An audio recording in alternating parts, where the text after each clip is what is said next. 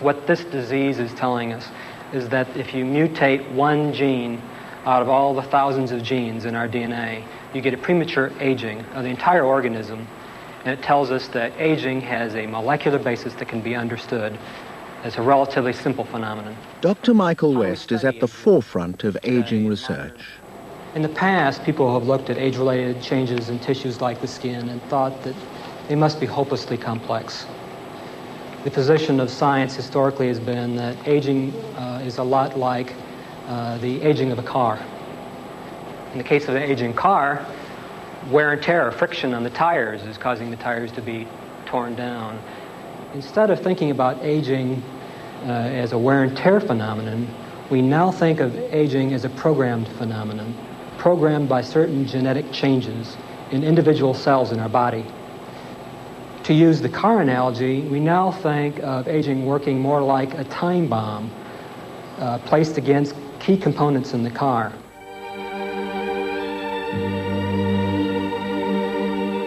According to this view, our brains and our bodies are potentially immortal. Unlike the aging car, we have within us the power to heal, to renew, to regenerate. Our cells continue to divide and replicate through 60 generations until nature's time bombs go off, renewal stops, the cells become senescent. It is as though nature is deliberately destroying her own perfect creation to clear the way for the next generation once we have served our evolutionary purpose. The challenge is to locate nature's time bombs and defuse them. In his Dallas laboratory, Dr. West has already made skin, brain, and cartilage cells immortal.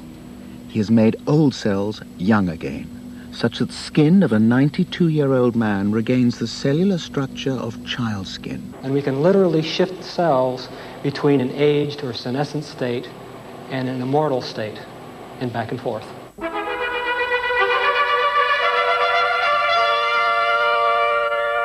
Six venture capitalists have now backed Mike West's research with a multi-million-dollar investment.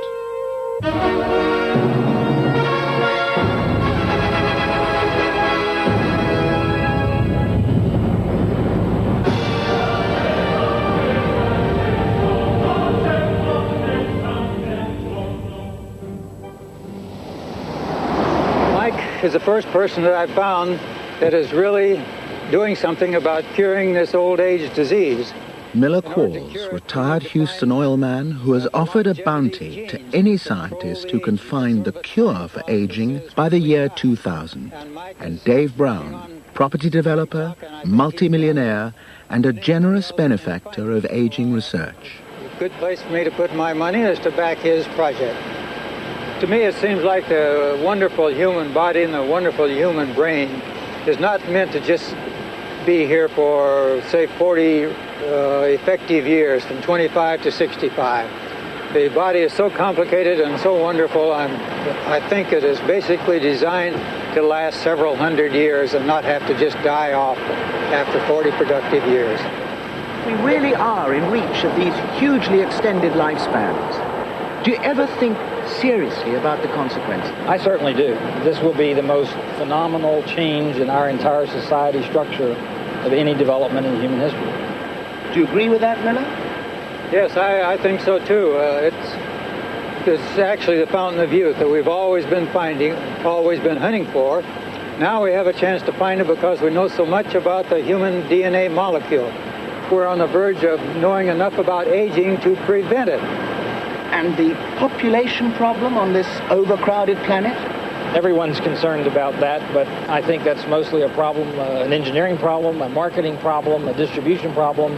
I think we have the resources and the energy to deal with a vastly increased population, and I just don't see that as a reason not to go forward. Mike, the justification for aging research is improved health in old age, but your research raises the possibility of hugely extended lifespans. Well, what's the alternative? Are we going to say that we need to force people to die when they don't want to die to make room for a new generation? There are those who would say that we should have aging and death, so new generations of people can come. We can have new Mozarts and new Beethovens. After all, we'd never have them, would we, if just the same people lived forever? That's a difficult question. The only logical approach to this thing is to say that we are going to beat back the barriers of aging and improve human health. And someone else will have to worry about the consequences. Someone else to worry about the consequences. In the presence of research scientists like Dr. Fahey of the American Red Cross, one senses that these consequences may be on an unimaginable scale. If science progresses the way it looks to me, it will. I see no inherent limitation on how long we can live. This is effectively immortality. People have estimated that if we did not age at all, and if we vigorously moved to reduce the chance of dying from an accident, half of us would live to the age of 100,000 years. Of the ones that survive to that age, half would live for another 100,000 years. You have to ask yourself how your life would be different and how your outlook would be different if you had 200,000 years to look forward to.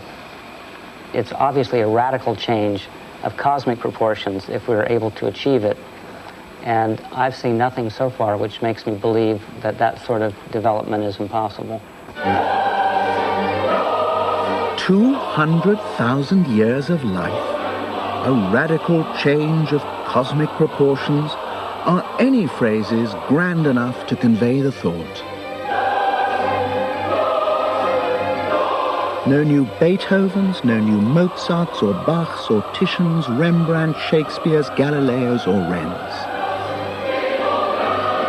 No endings, and therefore no new beginnings.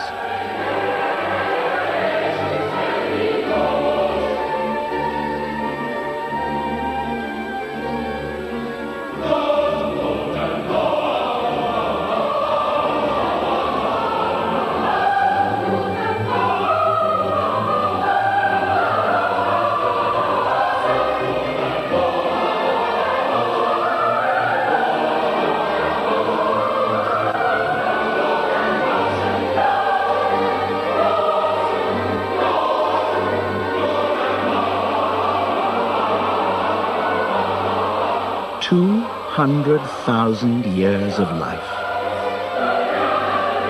No new blood, no new talent.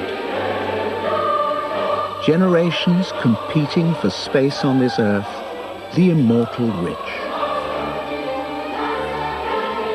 A journey that began in the steam baths of Baden-Baden and carried us gently through vanities and foibles towards the nobler ambition of a dignified and kindly old age, has finally taken us towards the unthinkable, into the presence of a child, this child of today.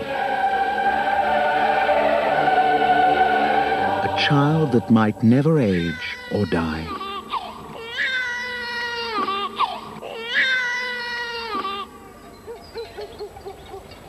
The last stop on our journey was in France, at the home of our friends the Boisdrons. Every Sunday, 4 generations gather round this table. It seemed the perfect place to talk about youth and age. Odette has lost her husband, and her son Rémi is now the head of this family. The perfect family, she told us, a family who spoil her. She likened herself to an old cat, purring, as she put it, with satisfaction in her armchair with her books, her crochet, her knitting. Grandpa Maurice agreed. He's enjoying his old age with his friends, his garden, and his family. But nothing is more important to him than his family. And immortality? What does he think of immortality? Nothing.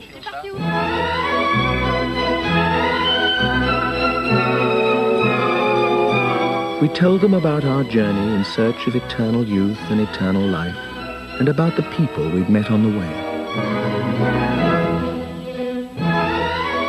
Dirk and Sandy, fighting off old age with buckets of vitamins. The folk at the Pritikin Center, chasing the same dream, but through hard labor and a third world diet. We talked about Sun City, a place built exclusively for the old and governed by the old in the interests of the old. Sun City, where they hope to dance until they drop.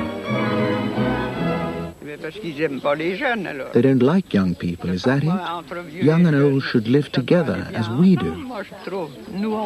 I don't understand those people. We told the family about Joe Cannon, who has preserved his wife's head out of love. I too have lost loved ones, but I keep their photos on the sideboard, not their heads. We describe CBJ and their band of followers, immortalists who believe they will be together on this earth forever. What? Living for centuries with her?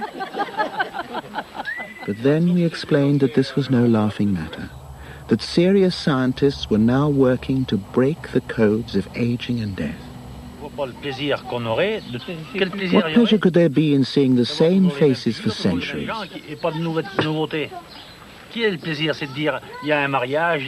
Births, marriages, funerals, joy and sadness, the continual turning of the page. That's what life was meant to be. It would be too much to live forever. You'd get sick of it all. If you've had your life, you shouldn't stand in the way of the young.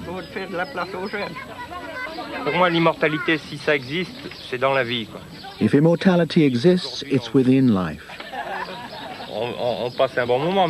We are living today. We are alive. We're having a good time, aren't we, Grandma and Grandpa?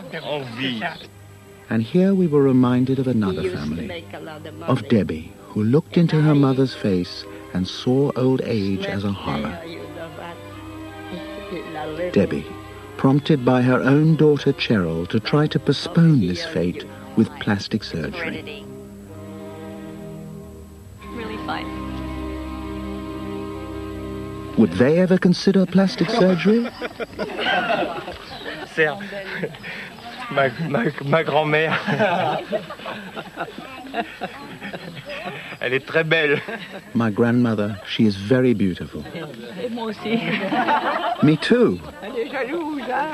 Parce que ma sœur est My plus... sister's probably more worried about the way she looks than Grandma is. que ma grand-mère. Grandma doesn't know it, but she's truly beautiful.